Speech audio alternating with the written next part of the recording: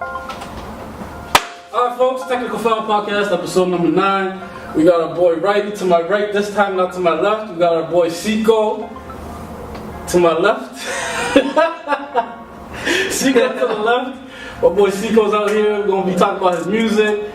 First things first though, we got to get through our topics. First topic we're going to talk about today is going to be Derrick Rose and his 50-point game. Second topic we're going to be talking about after that is how we think about the league and what are your stance on like defense and how no one's playing defense nowadays, and you know, just give us what you guys think about that, and then we're gonna talk about your music, big fella.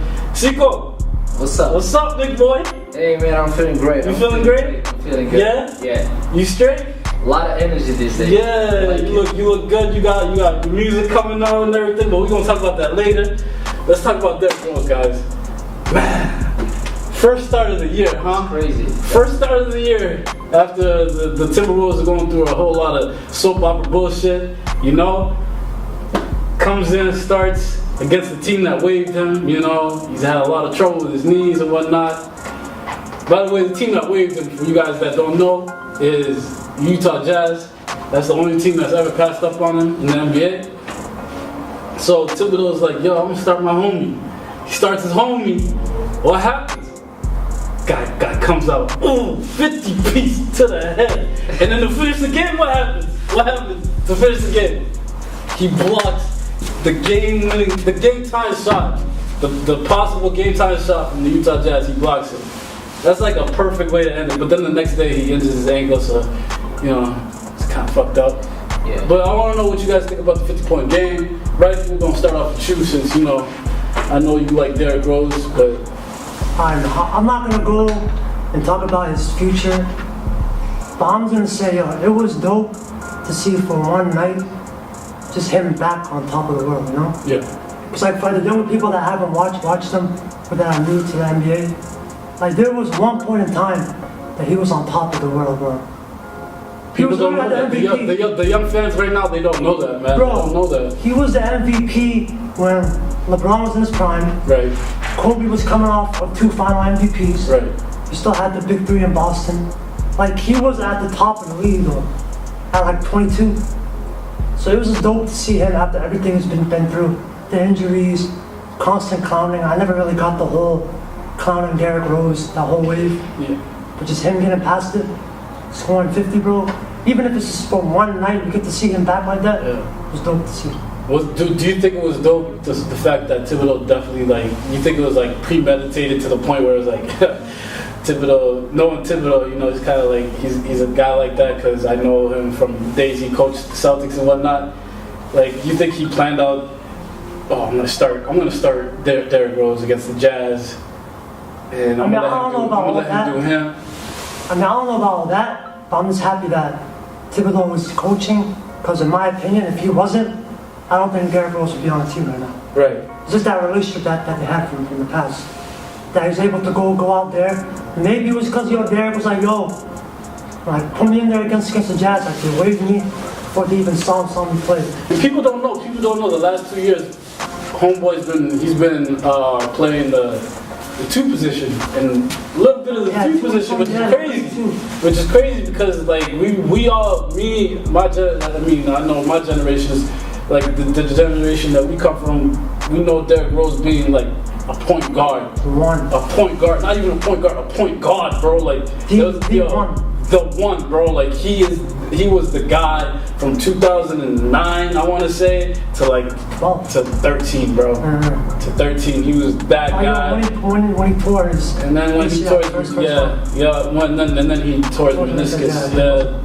It was just kind of like, seeing that game last night was just amazing, and 2 nights ago it was great. I want to know, Sikko, what you think about the whole 50-point performance, man? Oh man, I think that was very emotional. Sikko coming out with a song, No Worries, by the way, on all platforms. We're gonna talk about that later. You know what I'm saying? But give us what you think about that. Yeah, I think Derrick was definitely dropping 50 points. That was very emotional, not just only for us, but also for him, because I feel like, as fans, we kind of like forgot who he was for a second, you know, and we kind of like let him down, you know, and seeing a guy coming off the injury like that and being able to pull up like 50 points like that, yeah, like it's very emotional. Like You know, it's very thankful to kind of see, you know, like remember who Derrick was. Yeah, I mean, do you remember any of the games that he had, like the historical games he had in the playoffs against the Celtics in the Eastern Conference Finals, and how he could never get back? I mean, there was a year where they weren't even supposed to be a number one seed with the team they had, and the guy takes them to the Eastern Conference Finals, and I remember that year. Like, you can't get through them. You can't get through them, bro. Bro, I'm a Miami Heat fan. And he was this close. That was the first year in the Big You were scared. Bro, we could not beat them in the regular season. Yeah, you guys were scared. Regular season, we could not touch them. Y'all was scared, man. I was terrified. They're the number one seed, MVP, 60 plus games. Yeah. It's definitely crazy. Like, was it heartwarming? Was it just like what was your emotions after seeing that? It's just like on social media and whatnot. You know, like after seeing that, like I felt guilty. You know what I mean? Because like you know, like.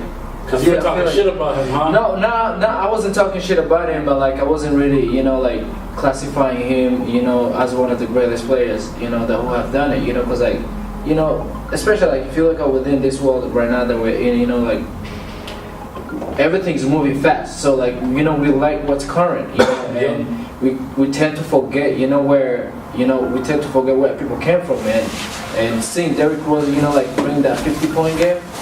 You know, like it kind of took me back where this guy literally used to jump like he had wings. Oh man! You know, it was really like, you know, like that dunk on Goran Dragic, bro. Iconic. You know, so like I felt guilty. Iconic. Holy cow! Forget about that. Oh my god. Yeah. So like overall, like the whole emotion and stuff like that, I felt guilty because I was like, oh man, I laid this guy down. I forgot this guy, you know, is something, you know. And I think there's a lot more to this guy, and we should be waiting. You know, it's the beginning of the season. I think he's got a lot. That dunk against the Knicks. Oh man, this guy's got a lot of iconic dunks, bro. People don't know. People don't know. They don't know. And that's they don't know. They don't know. All right, last question about Derrick Rose right now. Do you think he's a Hall of Fame point guard? Right? Give us your answer. Nah. He's not. Why? Like, think about it. No. It's just that his peak was among the best ever. Yeah. But it wasn't long enough, man. Because that peak, like the MVP year, then he had the lockout year right after, then he tore his ACL. Yeah. And since then, it's been going down, you know? Yeah. But impact is what he had. Impact is unquestionable. Like the younger players. You know, like the younger generation see him as a legend. I see him as a legend too. It's influential. Like, you know, it's just Adidas, everything about him. You know, like the shoes, like he's still getting paid by Adidas, by the way, folks. The guy's got money for years, and his homies, they all got money too. He's hooking up the whole hood. At the end of the day, yo, Derrick Rose is never gonna be broke. His boys never gonna be broke. His family's never gonna be broke. But yeah, in that sense, it like reminds me of Iverson, you know? Yeah, for sure. Iverson, like in Reebok. For sure, man. You seen that new commercial? Yeah. Now, Reebok takes care of him. Yeah. The same way that Adidas takes care of him. Endorsements are that, but that's what you think about his Hall of Fame. He's not I hope he does. I'm gonna tell you my point. I'm gonna tell you. I mean, I kind of agree with you. You know, at one point, like he's, you know, like it wasn't that long, you know, but. I think he should be, you know, one of the greatest players out there. But the Hall of Fame, man, it's tough to, you know, to make a decision right now. You know, it's gonna depend on what he's gonna do. This guy is lethal. You know, Derrick Rose, you know, he's up there. You know, he's lethal, but we just didn't see a lot from him. You know, it wasn't his fault, but the injuries is one of those things. Okay. You know, like you got. So you don't think he's going to be a Hall of Fame? Alright. I don't think it's going to be a Hall of Fame. Alright, I'm going to take the mic real quick. Yeah. Okay? Go ahead. Alright. No offense to you guys, no disrespect or not, but can y'all name the Hall of Fame ballot that just passed, like the players that are on it, right? Do you remember who was on it? The last Jason Kidd, right? Jason Kidd, Steve Nash, and Tracy McGrady was on. Nope. Jason Kidd, Steve Nash. Brian Hill. Allen. No, wait. No. Looking back, folks. Looking back, right? Grant Hill was supposed to be the next Michael Jordan. He was supposed to be this and that, yada. You know? What happened? He had ankle problems, Achilles problems. His career went downhill, this and that. A couple years later, what happens? He's making it to the Hall of Fame. So the fact that you guys think that he's not going to be a Hall of Fame type player, you know what I'm saying? The league this year has been offensive minded, as y'all can see. Teams putting up 140, 150. It's going to be a team out there that's definitely going to put up 180, maybe even 200. And I honestly think that the Warriors are trash. No, it's not. I'm not so fucking trash. Bro, I'm not lying to you. Like, bro. So trash. Let me get to the point. Point's trash. The point's not trash. Let me tell you. No one in this league is playing defense. That's trash. I love the way this like I like watching it. It's showtime. I enjoy it, but I wanna see defense. What y'all think about this? That's not enjoyable to watch. Yeah, tell us why. You're watching players, right? Okay, the Warriors. When you're watching the Warriors play, that's beautiful to watch. Yeah, it's beautiful basketball. Teams are trying to copy them, but they don't have the players. So you're just watching some run-of-the-mill poor man's version of that, man. So yeah, that's. I mean, I'm not. But I like it. I don't like it. You know what I'm saying? I like it and I don't like it. I like it because. Do you know who I like watching? Who? The Celtics. I love watching the Celtics. The Celtics play their style. This is coming from a guy who just talking shit about Kyrie, folks. Just letting you guys know. Yo, 20 minutes bringing up random topics, man. We're staying on topic. We're talking about the Celtics. What? Go back to that. You said you like watching the Celtics. You like watching the Celtics. You go. Yo, clown me some more. I'm not gonna clown you. What you think about this, bro? Man, I definitely agree with you. There's no defense at all. Yeah. And the proof is this. I didn't watch Golden State play. Pull up 150 points. I woke up the next day. I saw that. I was like, alright, it makes sense, but it doesn't make sense for the losing team to pull up 120. Right? That's what I'm saying. There's no defense. That shit does not make sense at all. I'm like, I kid you not, man. Like that. What? I like the fact that teams are wasting no more than 7 seconds to get a shot up. I love it because statistic is looking like when you look at the stats, like not even stats. When you look at like defensive, like the worst time a team plays defense is the first 7 seconds of the possession, of the offensive possession. And I feel like I feel like every NBA team caught on to that and. They snap, bro. Like I mean, like you see them. That's why you see Steph Curry shooting. Like even less than. All right, you see all these teams.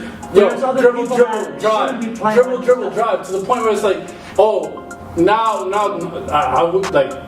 I tell all my players at this point, yo, don't even guard the paint. I'll settle for the way the league is playing. It's not good. But that's the way the league is going right now. You know what I'm saying? That's the way the league is going right now. These guys are settling for. They'd rather settle for 2s than 3s because they know every team in the NBA now can shoot 3s. Fucking Aaron Baines is shooting 3s. Andre Drummond is Blake Griffin is taking 3s. Like this is ridiculous. That's why I'm not as big as a fan as I am. I mean. I'm not even a casual fan now. He's a casual fan that's still talking shit about the Celtics. She's still talking shit about Kyrie Irving, but he says he likes watching the Celtics. I don't get it. Do you get it? I get it. I don't get it. I don't get it. I mean, I'd like you to tell people how much of a freaking geek you were. And high school too. Also, we're not talking about music. No, we talk about music. We gonna talk about the music part. But I want these guys to know how much of a geek you are and how much of a nerd you are, and like how much they don't like. People don't when they meet you, they're not gonna say, "Oh, he's a musician," or "He's an artist." But talk to us about that. Yeah, man. The thing is, like, I do a lot of things though. Like, I'm involved in a lot of things. Like, especially. I work with a lot of music. Apart from music, I pretty much do computer science. I'm a software developer. Yep. I read a lot of comics, man. You know, shout out to all my comic readers out there. Wakanda forever. Wakanda forever. Wakanda forever. Get straight up, you know. So yeah, play soccer, you know. Yeah. You know, I play basketball as well. You know, sometimes I be me and this guy go back to back. You know. Did you just say BB? Nah, I didn't say that, bro. You have to put some money on that. You have to put some money on that. But yo, man, talk to us about your new single coming out. I mean, it already came out, no worries. Yeah. On all platforms, SoundCloud, iTunes, Spotify, yada yada. Amazon, everywhere. Talk to us about that. Talk to us, man. So No Worries was actually my first song. You know, I wrote that song when I was just straight up listening to a beat. Me and my sister, and she was like, hey, I bet you can't do it. She was like, I bet you can't write something about this. And I was like, alright, just give me a second. And I actually made a hook while she was in the room. Right. So and she was like, yo, that's fire. I think you should start recording this. So I started recording it, but going way back, there's a gospel song I made, and it's actually on my Facebook page, and that was like my first single. But I was still in high school though. Like, it's funny. I think you guys should go out and check it out. What is it? It's pretty what good. Is it? You want to tell the people? It's called Born Again. You know, it's called Born Again. So like that's where I started pretty much like writing though. You know. So I could barely speak English back then. All of us. That's all of us. You speak for all of us. But so the song has a lot of vibes to it. A lot of different like messages. Yeah. The primary message I get when I'm listening to the song, which is great. Like you can dance to it. You could go to a party. You could just like vibe out to it and whatnot. And at the same time, it has this little Marvin's Room feel where it's like, oh shit, he's really bashing on this girl. Who's the girl you talking about, bro? Oh man, there's no girl, man. Like when I write music, I'm just pretty much like writing for everybody. You know, I just write things for people to rely. Hey man, hey, listen, don't listen to this guy, man. I went to college with this guy, so I went to college with this guy, man. Who's the girl, bro? I used to turn up with him. So who's the girl, bro? We want to know. We want to know who got you in your feelings. Hey man, there's no girls, man. Actually, I actually do have like a pretty serious Marvin's Room type of song coming out. Ooh, new song. Yeah, I'm planning to release that on February 14th. Yeah. What's that gonna be called? Late Night Later. Ooh, shit. So is that coming out? Is that coming out before the 10X comes out? No, 10X is coming out soon. 10X is coming out soon? Yeah. Because I'll be seeing that on your Honda Snap. I'm like, oh shit, this shit. Yeah, 10X is coming. 10X is actually done. So 10X is done, folks. I'm ready to hear that. Drop that. We rapped to yesterday in the studio, so we're pretty good. Yeah? I'm pretty excited about this song, man. We just got to shoot the video. So the No Worries joint, that was all self-produced, or you had a little bit of help from people? Well, the beat, I got the beat from somewhere, but like mixing wise, I pretty much did it myself. Yeah. Yeah, same goes for 10X, but I think you guys will love 10X a lot. So what's up?